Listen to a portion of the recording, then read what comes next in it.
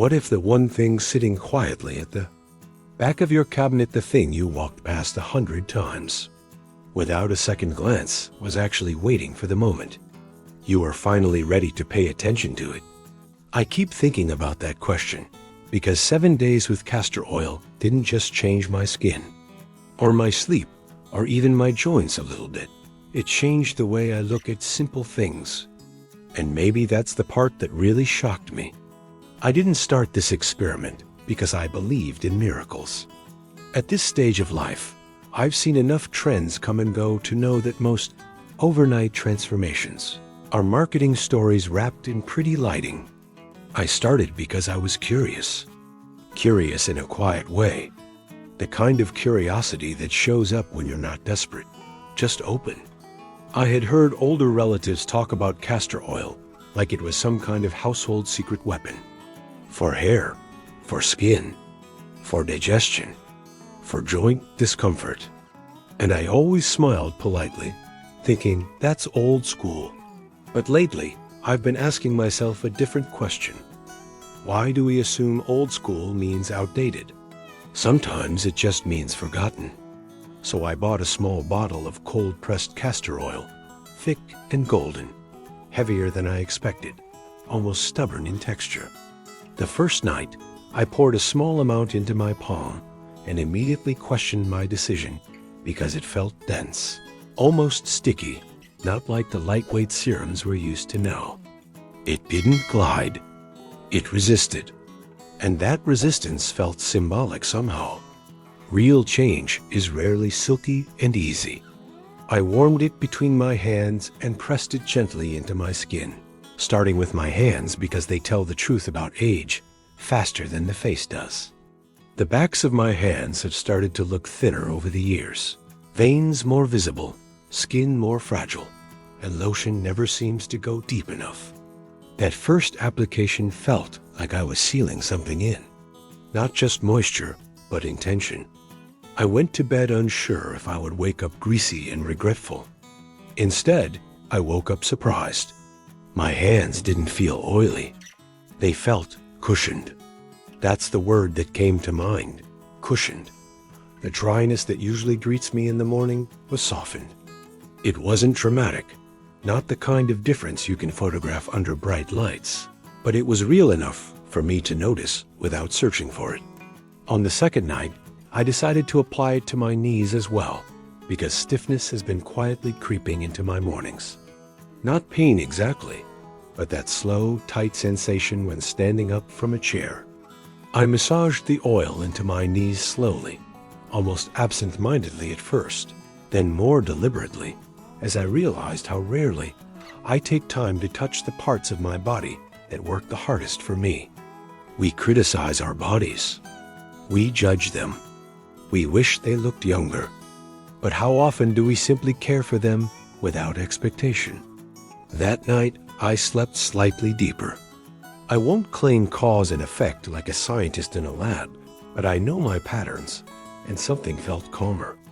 By day 3, I tried something my grandmother used to talk about in passing, a warm compress with castor oil placed over the abdomen. I remember dismissing her stories when I was younger. Now I wish I had listened more carefully.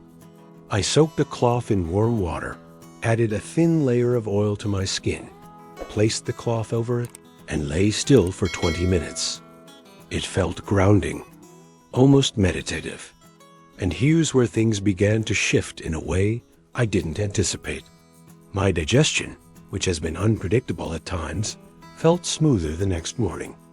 Less bloating, less heaviness. It wasn't dramatic or immediate, but it was noticeable enough that I paused and thought, okay, that's interesting. By day 4, my face looked subtly different. Not tighter, not younger in some artificial way, just more hydrated. There's a softness that comes from genuine nourishment versus surface-level shine, and I saw that softness in the mirror. The fine lines around my mouth seemed less sharp, not erased, just gentler.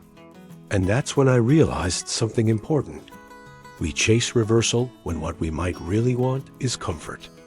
comfort in our own skin, comfort in our own routines. Castor oil didn't make me look 20 years younger. It made me look like a well-rested version of myself. And at this age, that feels more valuable. On day 5, I noticed something unexpected with my eyes and lashes. I had lightly brushed a small amount of oil onto them at night, not expecting much, and by the 5th morning, they appeared fuller. Not dramatically longer, but stronger somehow, less brittle.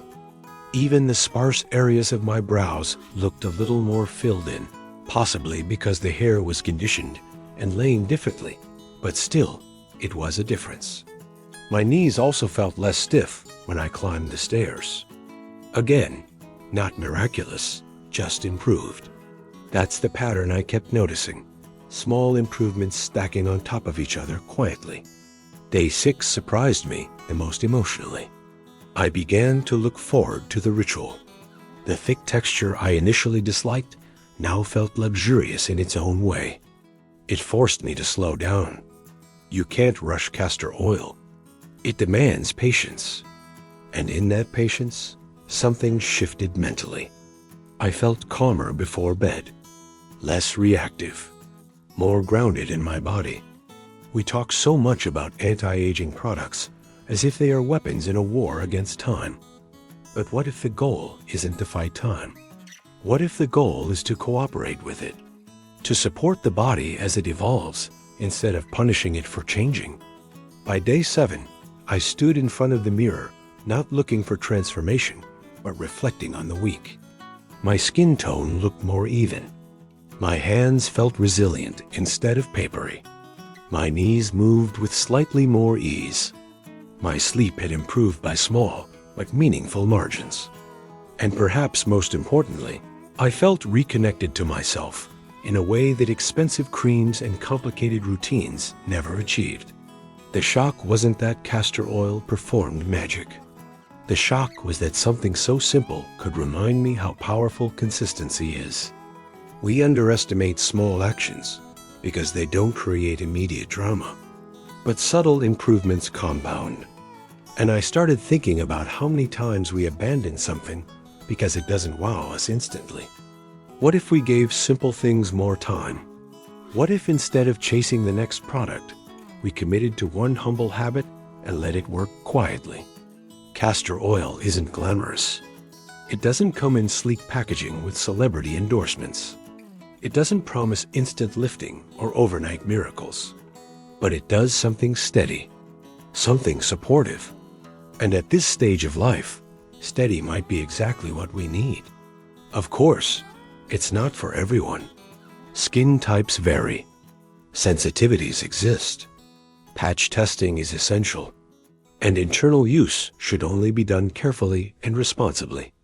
But as a topical ritual, as a moment of intentional care, it surprised me in layered ways I didn't anticipate. The biggest lesson wasn't about the oil itself. It was about attention. When I paid attention to my body consistently for 7 days, I noticed more. I slept more mindfully. I moved more gently. I treated myself with a little more respect. And maybe that's the hidden benefit no one talks about. Sometimes a simple product becomes a doorway to a better relationship with yourself. I'm continuing beyond 7 days, not because I expect dramatic reversal, but because I value the quiet improvements, the softened lines, the calmer evenings, the reduced stiffness, the fuller brows, the smoother digestion, each one small, together, meaningful. And if you're wondering whether it's worth trying, maybe the better question is this: when was the last time you gave something simple a fair chance? Not one night, not 2, but 7 consistent days of honest observation.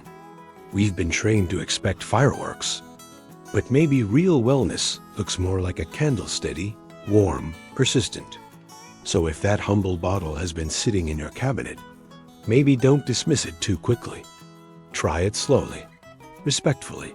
Turn it into a ritual instead of a rushed task. Notice how your body responds. and allow subtle change to count. Because sometimes the things that shock us aren't loud at all. They're quiet improvements that remind us we still have influence over how we feel, how we age, and how we care for ourselves. One small, intentional habit at a time.